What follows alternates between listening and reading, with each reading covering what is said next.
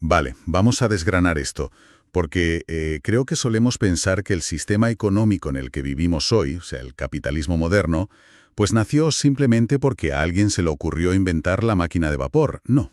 Claro, durante la Revolución Industrial o algo así. Exacto. O tal vez asumimos que es el resultado inevitable de la naturaleza humana, como si de repente la humanidad entera hubiera tropezado con una mina de oro infinita y, bueno, se hubiera vuelto loca por explotarla. Ya, la pura avaricia. Eso es. Pero, ¿y si resulta que el verdadero motor de nuestra cultura del curro sin descanso fue ni la tecnología ni la simple codicia? Fíjate, ¿y si el andamiaje del mundo moderno lo construyeron casi sin querer un puñado de teólogos del siglo XVI que estaban absolutamente aterrorizados por la idea de ir al infierno? Es que es un planteamiento que te vuela la cabeza, la verdad. Y es un viaje fascinante porque la misión de este análisis a fondo que hacemos hoy es precisamente resolver ese misterio histórico mayúsculo. Totalmente. Y para eso tenemos sobre la mesa una obra fundamental, La ética protestante y el espíritu del capitalismo de Max Weber, junto con el famoso prólogo de R. H. Downey. Sí, unos textos imprescindibles. Y la pregunta de fondo que se hace Weber aquí es por qué este tipo de capitalismo moderno, que está basado en una organización tan cuadriculada y en ver el trabajo casi como un fin en sí mismo, ¿por qué despegó de manera tan explosiva, única y exclusivamente en Occidente? Es una pregunta gigante. ¿Lo es? Ahora bien, hay que dejar algo muy claro desde el principio para quien nos escuche hoy. Aquí no vamos a tomar partido en debates religiosos o políticos. Por supuesto, eso es fundamental. Nuestro objetivo no es decir si una rama del cristianismo es mejor que otra, ni juzgar si el capitalismo es el héroe o el villano de la historia. Lo que vamos a hacer es observar de forma totalmente imparcial cómo unas ideas religiosas muy concretas moldearon, pues por puro accidente, la mente económica que domina nuestro día a día. Me encanta que menciones lo de por puro accidente. O sea, es que lo primero que hace el texto es rompernos los esquemas sobre qué es realmente el capitalismo. Porque, a ver, el instinto nos dice que el capitalismo es simplemente la codicia llevada al extremo, ¿verdad? Sí, la típica imagen del ricachón con el puro. Eso, nadando en monedas de oro. De hecho, el texto utiliza una expresión en latín que me llamó muchísimo la atención, auri sacra fames.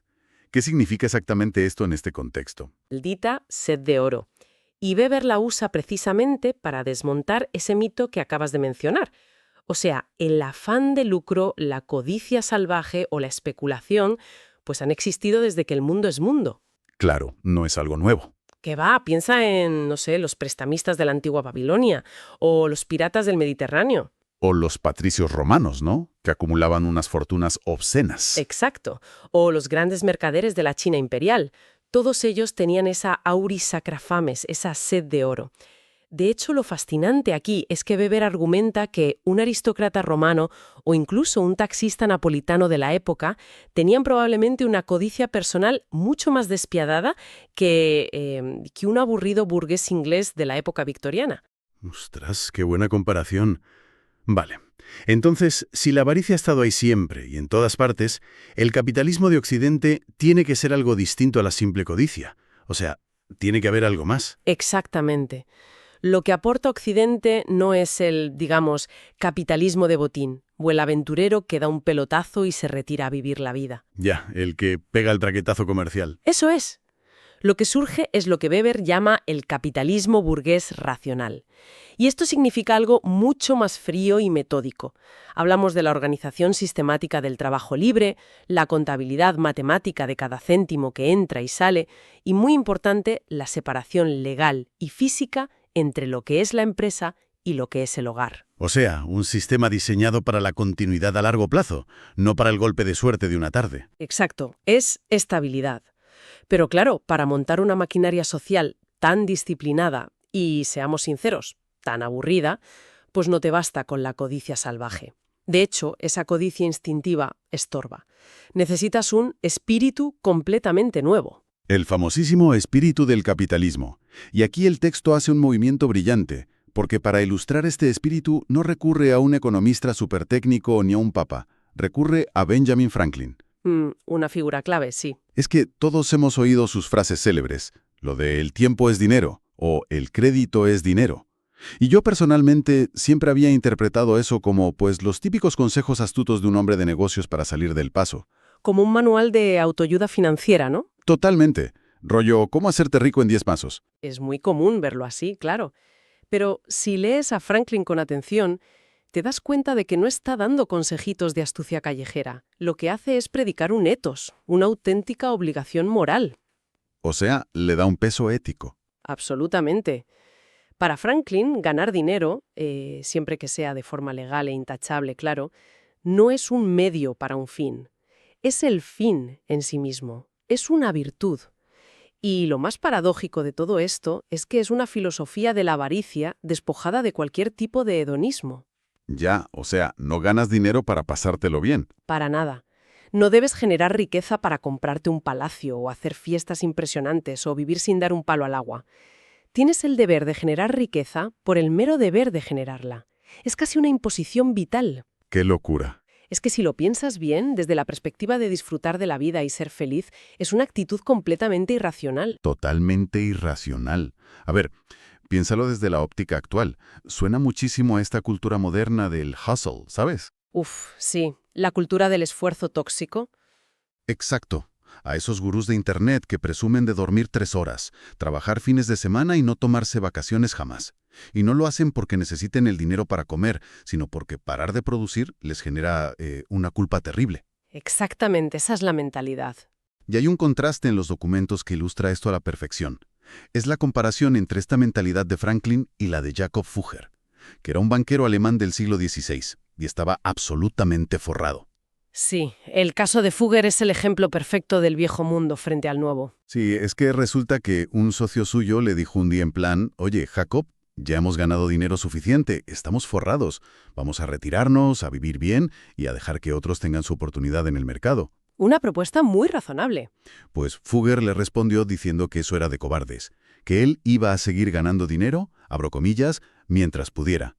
Pero lo interesante aquí no es que siguiera currando, sino por qué lo hacía. Claro, la motivación de fondo. Exacto.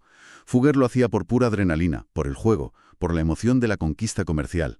Para él era algo amoral, una simple diversión personal. Era como un juego de mesa a lo grande. Eso es. Pero Franklin no se divertía. Para Franklin, seguir trabajando era una obligación moral pesadísima. O sea, Fugger era como un jugador de póker, disfrutando la partida. Y Franklin era como un monje cumpliendo una penitencia que casualmente daba dinero. Y fíjate que esa transición, ese paso de ver el comercio como una aventura a verlo como un deber moral solemne, fue una guerra cultural inmensa. Porque durante siglos, en todo el mundo precapitalista, ganar dinero por el mero hecho de ganar más dinero se consideraba algo sucio. Estaba mal visto, claro. Muy mal visto. La doctrina de la Iglesia medieval toleraba el comercio porque, bueno, al fin y al cabo la gente necesitaba comprar tela o trigo para sobrevivir. Pero el afán de lucro puro y duro se consideraba una turpitudo. Una turpitudo. Sí, una bajeza moral que ponía en grave peligro el alma del comerciante. Así que esta nueva mentalidad de Franklin tuvo que chocar de frente, como un tren, contra lo que el texto denomina el tradicionalismo. Ay, ese concepto del tradicionalismo. Te juro que me voló la cabeza cuando lo leí porque explica muchísimas cosas de la historia. Es clave para entender el cambio de paradigma. Totalmente.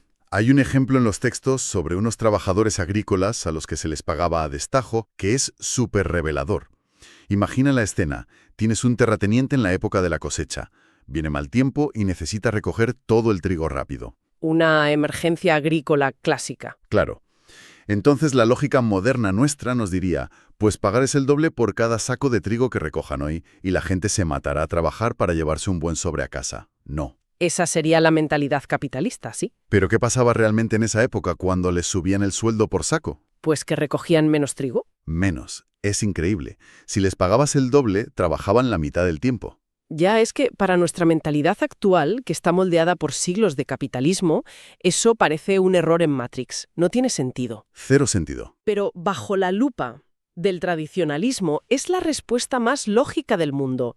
El trabajador agrícola tradicional no se levantaba por la mañana pensando en cómo maximizar sus ingresos hoy para hacerse rico. No era un emprendedor de Silicon Valley. Para nada. Pensaba, ¿cuánto esfuerzo necesito hacer hoy para ganar mis 2,5 marcos de siempre? Porque ese dinero cubría sus necesidades básicas tradicionales. Su comida, su techo, su cerveza en la taberna y ya. O sea, tenían un tope mental. Exacto. Una vez que ganaba esa cantidad, daba por terminada su jornada y se iba a casa. Prefería tener tiempo libre y tranquilidad antes que acumular monedas en un cajón. El objetivo de la vida no era la expansión constante de la riqueza, sino mantener el equilibrio. Esto no se limitaba a los campesinos. El texto entra de lleno en la industria incipiente y menciona un sistema de producción llamado putting out. Y la verdad tuve que leer esa parte un par de veces porque suena un término técnico muy seco. ¿Cómo funcionaba este ecosistema en la práctica, en el día a día? Pues el sistema de putting out era bastante sencillo y, sobre todo, tranquilo. Imagina un comerciante de telas en un pueblo cualquiera. Su rutina consistía en comprar lana, entregársela a campesinos de la zona para que la hilaran y tejieran en sus propias casas, de ahí lo de ponerlo fuera o putting out. Vale, externalizaban la producción a las casas. Eso es. Y luego el comerciante pasaba tranquilamente a recoger la tela terminada. La vendía a unos intermediarios habituales, con un margen de beneficio tradicional y que ya estaba pactado por costumbre. Estos comerciantes trabajaban unas 5 o 6 horas al día. ¡Qué envidia, madre mía! Ya te digo, llevaban una vida relajada, se iban a la taberna a charlar con los amigos y no tenían estrés.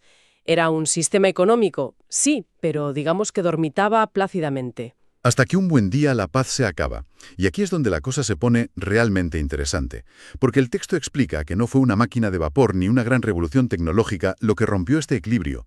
Fue una sola persona con una actitud nueva. El disruptor, lo llamaríamos hoy en día. Exacto. Un joven emprendedor de la ciudad que de repente decide cambiar las reglas del juego por completo. Y lo cambia todo.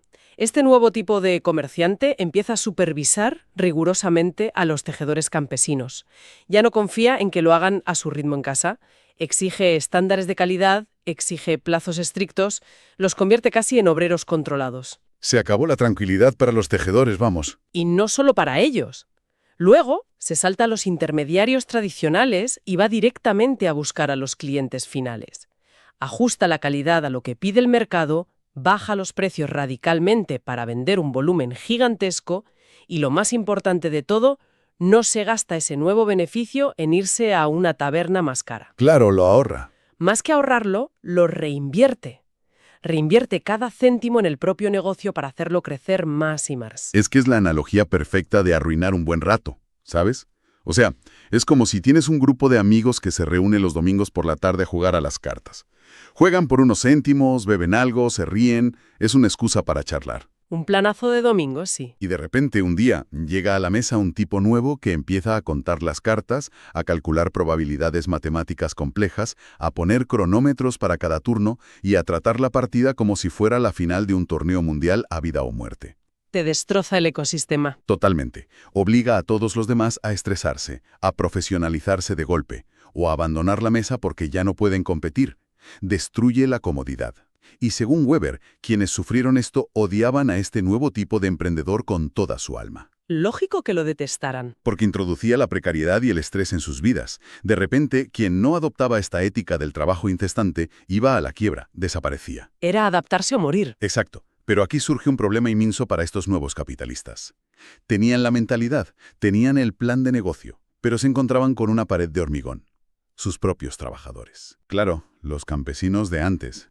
Eso es.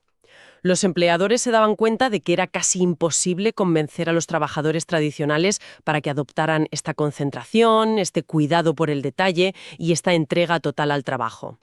Simplemente no respondían a los incentivos económicos, como ya vimos con el ejemplo del trigo. Ya. Les dabas más dinero y trabajaban menos. Pero los documentos mencionan una excepción rarísima a esto.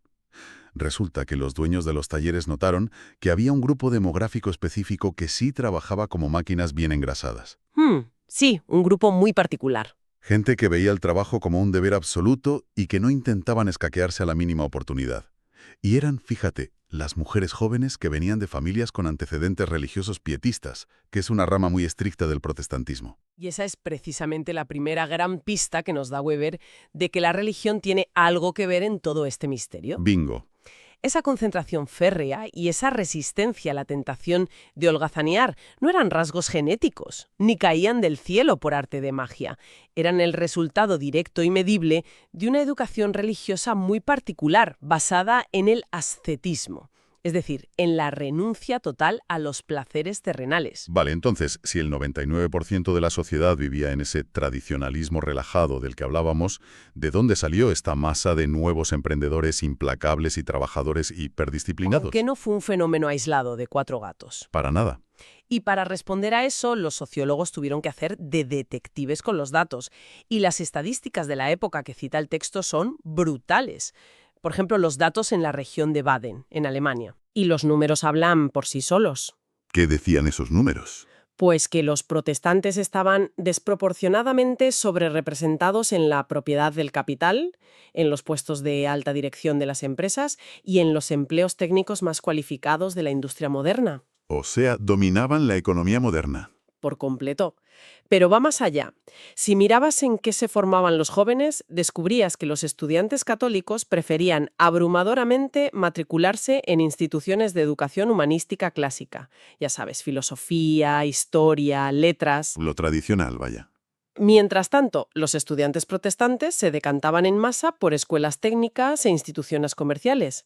Había algo en el ambiente mismo del hogar protestante que empujaba a sus hijos hacia el racionalismo económico práctico. Pero fíjate que esto choca un poco con la idea popular que solemos tener de la historia. Yo creo que solemos pensar en la Reforma Protestante de Martín Lutero y de Juan Calvino como, no sé, un movimiento de liberación. Sí, la narrativa romántica de la Reforma. Eso, como si se hubieran quitado de encima el yugo opresivo y corrupto de Roma para permitir que la gente pensara y viviera más libremente, y que eso, lógicamente, llevaría al libre mercado. Pues ese es uno de los mayores malentendidos históricos que Weber se encarga de demoler pieza a pieza. La realidad era justo la contraria. Ah, ¿sí? Totalmente. La Iglesia Católica de la época del Renacimiento tenía un control sobre la vida diaria que, en la práctica, era muy laxo. O sea, hacían la vista gorda. Exacto. Era una iglesia que perdonaba fácilmente, muy indulgente con las debilidades humanas. Pecabas, te confesabas, comprabas una indulgencia si tenías dinero y a seguir viviendo tranquilamente. Un sistema muy cómodo. Demasiado. La Reforma Protestante no eliminó el control de la religión sobre la vida diaria.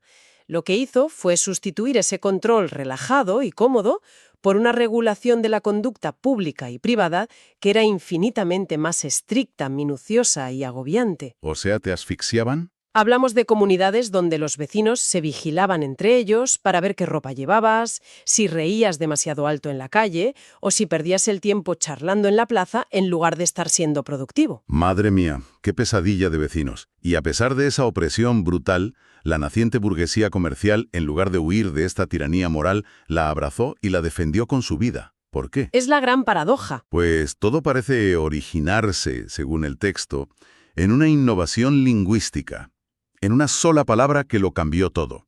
El concepto de la vocación, que en alemán es Beruf y en inglés Calling. Una palabra importantísima. Porque antes de la Reforma Protestante, esa palabra simplemente no existía con el significado que le damos hoy en día. ¿De verdad? Sí.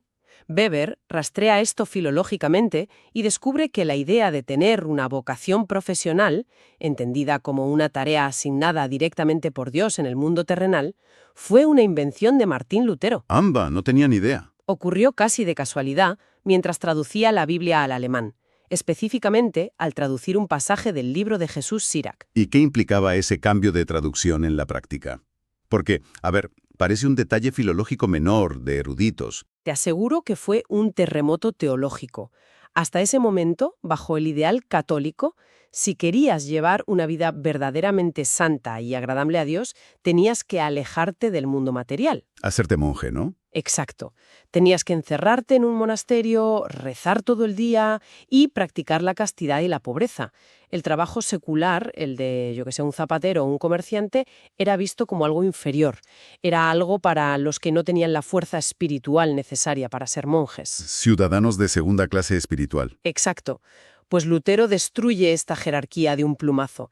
Afirma que la forma más alta de actividad moral no es retirarse al mundo a un convento, sino cumplir rigurosamente con los deberes de la profesión que a cada uno le ha tocado en el mundo. O sea, tu curro del día a día. Eso es. El trabajo en un taller, en el campo o en una tienda se eleva, de repente, a la categoría de deber sagrado frente a Dios. Vale, lo pillo. El trabajo secular se santifica. Pero entonces, a ver si lo entiendo.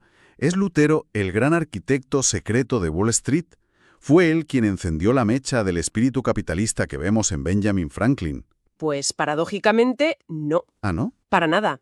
A pesar de haber inventado el concepto de vocación, Lutero seguía siendo un hombre medieval en su visión de la economía.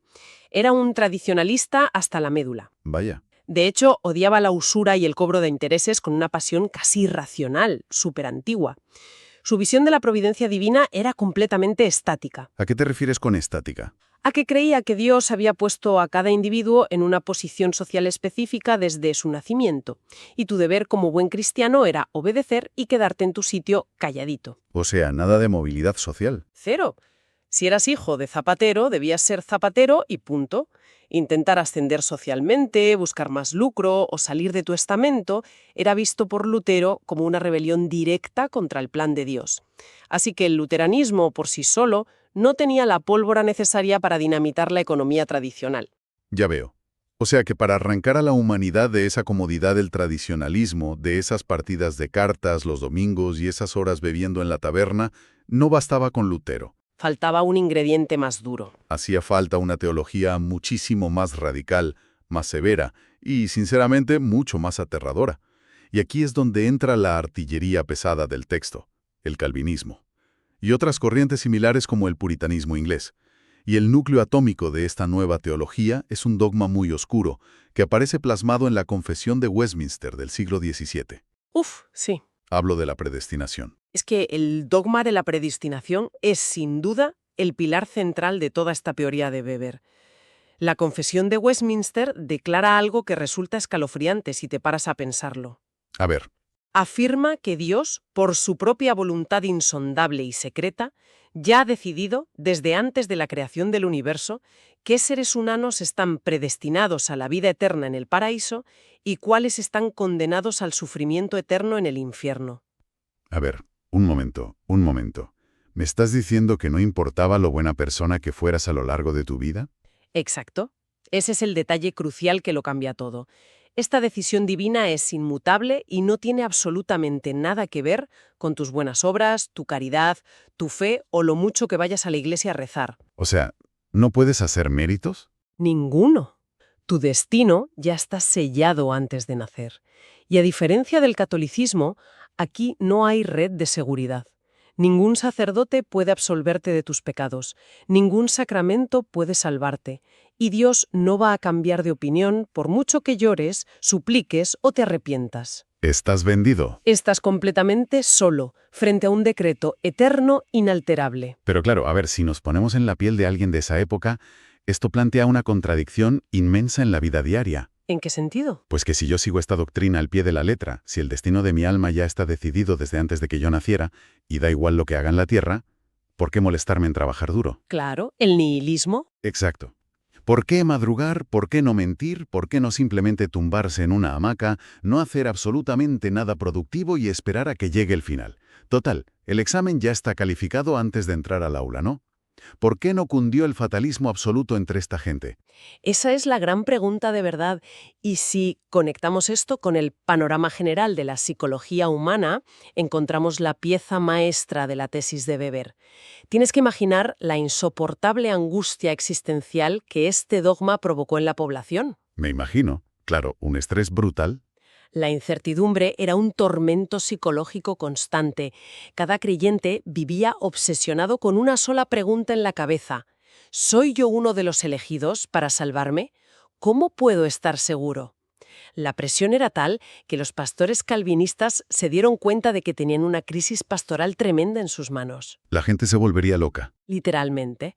La gente se volvía loca, se paralizaba por el terror o caía en depresiones profundas. ¿Y qué solución les dieron desde la iglesia? Porque claro, no podían cambiar el dogma oficial. No, el dogma era intocable, así que lo reinterpretaron psicológicamente. Los pastores empezaron a enseñar dos cosas muy astutas. Primero, que era un deber absoluto e innegociable considerarse a uno mismo como un elegido. O sea, tenías que creértelo sí o sí. Exacto, fingir seguridad. Y que dudar de tu propia salvación era, atención, una tentación del diablo provocada por una fe débil. Tela. Encima culpa. Claro, pero claro, la mente humana necesita pruebas, materiales, evidencias. Y ahí entra la segunda enseñanza, lo que en latín llamaban certitudo salutis, la certeza de la salvación. Decidieron que aunque el éxito mundano no podía comprar la salvación, ojo a esto, sí podía servir como una señal. Ah, como una pista. Eso es, como la prueba empírica y visible de que la gracia divina actuaba a través de ti. Claro, la típica lógica de Dios no bendeciría con éxito en los negocios a un condenado. Esa es la lógica exacta, lo has clavado. Por lo tanto, el trabajo duro, metódico, incesante y exitoso se convirtió en el mecanismo psicológico indispensable para aliviar la ansiedad religiosa. Es alucinante. No trabajaban de sol a sol para hacerse ricos y disfrutar del dinero en yates. Trabajaban febrilmente para convencerse a sí mismos y de paso a sus vecinos de que no iban a ir de cabeza al infierno. Madre mía, es que el trabajo se convirtió en un mecanismo de pura supervivencia psicológica. O sea, la holgazanía, el dormir un poco de más, el perder el tiempo y charlando en la plaza. Todo eso dejó de ser un simple defectillo de carácter y pasó a ser la prueba irrefutable de que estabas condenado al fuego eterno. Era el peor estigma social posible. Hay un contraste literario en los textos que ilustra esta nueva actitud vital de una forma maravillosa. Comparan la obra cumbre de la Edad Media, la Divina Comedia de Dante, con el gran poema puritano El Paraíso Perdido de John Milton. Sí, y es un contraste sumamente revelador. En Dante, fíjate, el culmen de la existencia humana, el gran premio final cuando llegas al paraíso, es la pura contemplación pasiva y silenciosa. Solo mirar. Exacto. Es la absorción mística en la luz de Dios. Sin acción, sin movimientos, sin esfuerzo. Paz absoluta. ¡Qué relax! Pero en Milton, que claro escribe desde la mente de un puritano inglés del siglo XVII, la escena final es radicalmente distinta. Tenemos a Adán y a Eva siendo expulsados del Edén. El peor momento de sus vidas, en teoría. Sí, pero no caen en la desesperación pasiva. Tienen ante sí un mundo hostil, lleno de espinas y difícil, pero lo aceptan. Aceptan el mundo material como un inmenso campo de trabajo, una tarea gigantesca que Dios se les ha asignado, donde deben forjar un paraíso interior a base de esfuerzo, virtud y sudor constante. Es que hay una energía súper práctica y currante ahí. El texto incluso menciona a líderes puritanos reales como Oliver Cromwell. Cromwell es un personaje fascinante para ilustrar esto. Totalmente, porque por un lado se quejaba amargamente de los ricos monopolistas que, según sus propias palabras, hacían a unos pocos ricos a costa de muchos pobres.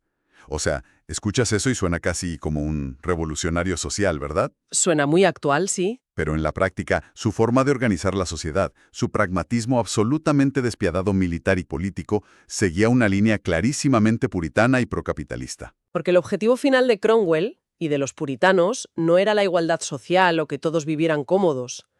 Era la erradicación total del pecado de la pereza y la glorificación de Dios a través de la transformación productiva y eficiente del mundo. Claro, transformar la materia para Dios. Exacto. Y fija que, si juntas todas estas piezas que hemos estado comentando, te das cuenta de cómo se creó la tormenta perfecta para el nacimiento de nuestra economía moderna. A ver, hazme el resumen. Tienes a una población inmensa, aterrorizada psicológicamente, que cree que debe trabajar sin descanso para demostrar que está salvada. Como resultado, claro, producen una inmensa cantidad de riqueza.